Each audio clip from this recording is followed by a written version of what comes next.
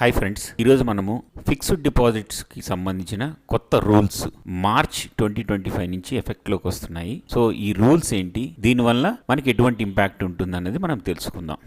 So నార్మల్గా మనము different బ్యాంక్స్లో fixed deposit చేస్తుంటాము. అది మంత్లీ ఇంట్రెస్ట్ తీసుకునేది, క్వార్టర్లీ ఇంట్రెస్ట్ తీసుకునేది, లేదా మెచ్యూరిటీ మీద తీసుకునేది, లేదా రికరింగ్ డిపాజిట్ చేస్తుంటాము. సో వీటికి సంబంధించి గవర్నమెంట్ ఎటువంటి చేంజెస్ తీసుకురాబోతుంది అన్నది మనము ఈరోజు తెలుసుకుందాం. సో ఇప్పుడు ఏదైనా సరే ఇంట్రెస్ట్ రేట్ అడ్జస్ట్మెంట్స్ అనేది గవర్నమెంట్ ఏం చేసిందంటే ఆల్ బ్యాంక్స్లో సేమ్ క్వార్టర్లీ బేసిస్ మీద ఎఫ్డి రేట్స్ని క్వార్టర్లీ బేసిస్ మీద మార్కెట్ కండిషన్ బట్టి అడ్జస్ట్మెంట్స్ చేయాలి అని డిసైడ్ చేసింది.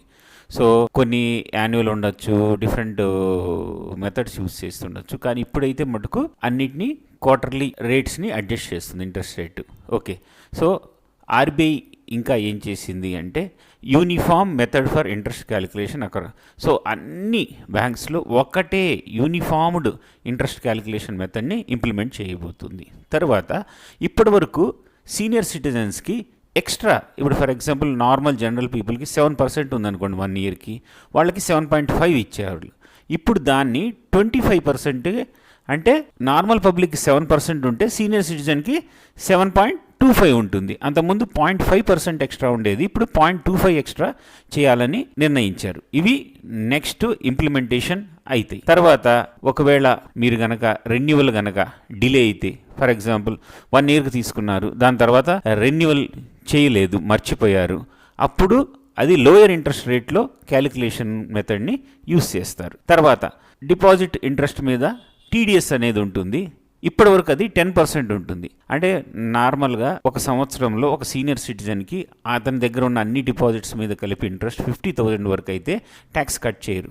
50,000 తర్వాత అయితే 10%. ఫర్ ఎగ్జాంపుల్ మీకు గనక 60,000 కనుక ఇంట్రెస్ట్ వస్తే 10% అంటే 6,000 టీడీఎస్ కట్ చేసేవాళ్ళు అంతకుముందు. ఇప్పుడు దాన్ని 15% చేశారు. అదే నార్మల్ పీపుల్ సీనియర్ సిటిజన్స్ కాకపోతే 40,000 కంటే ఎక్కువ కనుక వస్తే 10% బదులు 15% అంటే 5% ఎక్స్ట్రా టీడీఎస్ కట్ చేస్తున్నారు. సో ఒకవేళ మీ టోటల్ ఎఫ్డీలన్నిటి మీద ఇంట్రెస్ట్ కనుక 1 లక్ష కంటే ఎక్కువ అయిపోతే 10% బదులు 20% కట్ చేస్తారు. తర్వాత మీరు మీ డిపాజిట్స్కి ప్యాన్ని లింక్ చేయాలి. అంటే మీరు బ్యాంక్ అకౌంట్ ఓపెన్ చేసినప్పుడు కానీ, మీరు ఎఫ్డి ఓపెన్ చేసినప్పుడు కానీ మీ ప్యాన్ డీటెయిల్స్ ఇవ్వాలి. అలా ఇవ్వకపోతే దాని మీద ఎఫ్డి మీద వచ్చిన ఇంట్రెస్ట్లో 30% టీడీఎస్ కట్ చేస్తారు. ఒకవేళ 10,000 వస్తే అందులో 3,000 టీడీఎస్ కట్ చేస్తారు. సో ఇప్పుడు no tax benefit on renewal FDs. Okay, అంతకుముందు ఎలా ఉండేది అంటే రెన్యువల్ ఎఫ్డీస్ మీద ట్యాక్స్ బెనిఫిట్ ఉండేది. ఇప్పుడు అది గనక రెన్యువల్ అయితే ఆ ఇయర్ ఫుల్ ట్యాక్స్ పే చేయాల్సి వస్తుంది. Combined income interest tax calculation, for example మీకు ఒకే బ్యాంకులో డిఫరెంట్ బ్రాంచెస్లో కనుక ఎఫ్డీస్ ఉంటే వాటిలన్నిటినీ కలిపి వాటి మీద ఇంట్రెస్ట్ క్యాలిక్యులేట్ చేసి దాని మీద టీడీఎస్ కట్ చేస్తారు. సో కంపల్సరీ మీకు గనక పెద్ద పెద్ద డిపాజిట్స్ ఉంటే కంపల్సరీ ప్యాన్ లింక్ చేయండి, లేదు అంటే 30% టీడీఎస్ డిడక్ట్ అవుతుంది. తర్వాత ప్రీమెచ్యూర్ అంటే మీరు ఒకవేళ 1 ఇయర్కి డిపాజిట్ చేసి 6 మంత్స్కే వచ్చి విత్డ్రా చేయటము, లేదా 5 ఇయర్స్కి డిపాజిట్ చేసి 3 ఇయర్స్కే వచ్చి విత్డ్రా చేయటము, ఇలా చేయటం వల్ల మీకు పెనాల్టీ పడుతుంది. సో ఆ పెనాల్టీ అనేది ఫర్ ఎగ్జాంపుల్ 1 ఇయర్ టెన్యూర్ కనుక ఉండి మీరు గనక ప్రీమెచ్యూర్ విత్డ్రాల్ అంటే మెచ్యూరిటీ కంటే ముందే గనక విత్డ్రా చేస్తుంటే పెనాల్టీ అనేది 0.5% నుంచి 1% వరకు ఉంటుంది. అదే 2 ఇయర్స్ డిపాజిట్స్ కనుక ప్రీమెచ్యూర్ చేస్తే 0.75% నుంచి 1.5% వరకు పెనాల్టీ ఉంటుంది.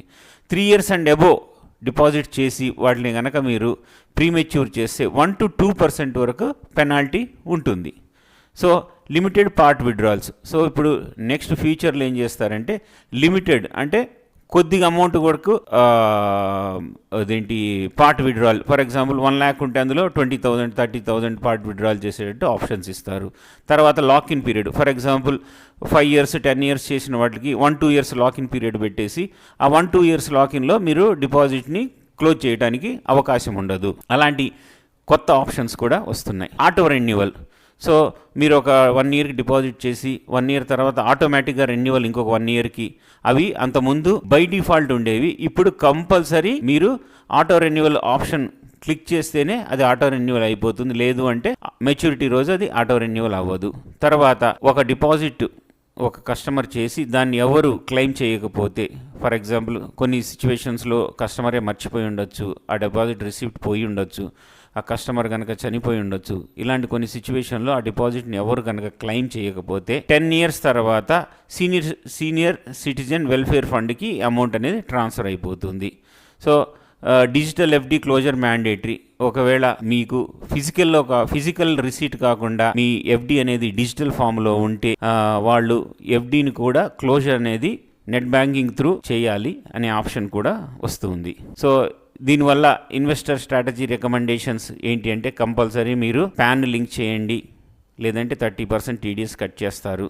తర్వాత చూసుకొని డిపాజిట్స్ని లాంగర్ పీరియడ్కి పెట్టి మీరు ప్రీమెచ్యూర్ చేయడం వల్ల పెనాల్టీలు పడతాయి. కాబట్టి షార్ట్ టర్మ్ చేసుకుంటూ రెన్యువల్ చేసుకుంటూ ఉండండి. తర్వాత కొన్ని డిపాజిట్స్ని మిక్స్గా యూస్ చేసుకోండి. కొన్ని ట్యాక్స్ సేవర్వి డిపాజిట్స్ కొన్ని డెట్ మ్యూచువల్ ఫండ్స్లో పెట్టడం వల్ల మీరు ఎప్పుడు కావాలంటే అప్పుడు విత్డ్రా చేసుకోవచ్చు. సో ఇలాంటివన్నీ కస్టమర్స్కి రికమెండేషన్స్ చేస్తున్నారు. కంపల్సరీ రెన్యువల్ ఇవ్వండి. నామినీ డీటెయిల్స్ కంపల్సరీ మీరు డిపాజిట్ చేసేటప్పుడు కంపల్సరీ బ్యాంకుకి ఇవ్వండి. దీనివల్ల మీకు ఫ్యూచర్లో ఎటువంటి అసౌకర్యాలు ఉండకుండా మీవి ప్రాపర్గా మీ డిపాజిట్ క్లోజ్ చేసుకోవచ్చు. Thank you friends. నా వీడియో నచ్చితే లైక్ చేయండి, మీ ఫ్రెండ్స్కి ఫార్వర్డ్ చేయండి.